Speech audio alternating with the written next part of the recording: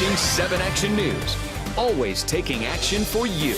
But first, today's big story, heads roll in the GM ignition switch recall scandal. CEO Mary Barra revealed the firings as she described a troubling corporate breakdown. Team coverage of the internal investigation and what's next begins with 7 Action News reporter Anu Prakash standing by at GM headquarters. There was no conspiracy or cover-up, but rather incompetence and neglect by some GM employees that led to colossal failures and deadly consequences. That's the bottom line conclusion of this internal investigation report into faulty ignition switches linked to 13 deaths. If this information had been disclosed, and I believe this in my heart, the company would have dealt with this situation much differently and appropriately.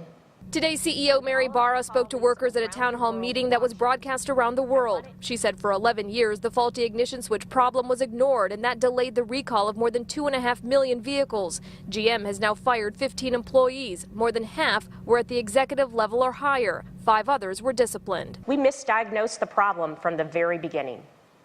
Experienced engineers with the responsibility for safety did not understand that the airbags would not deploy if the ignition switch changed into the off position. The ignition switch issue was touched by numerous parties at GM, engineers, investigators, and lawyers, but no one raised the issues to the highest level of the company.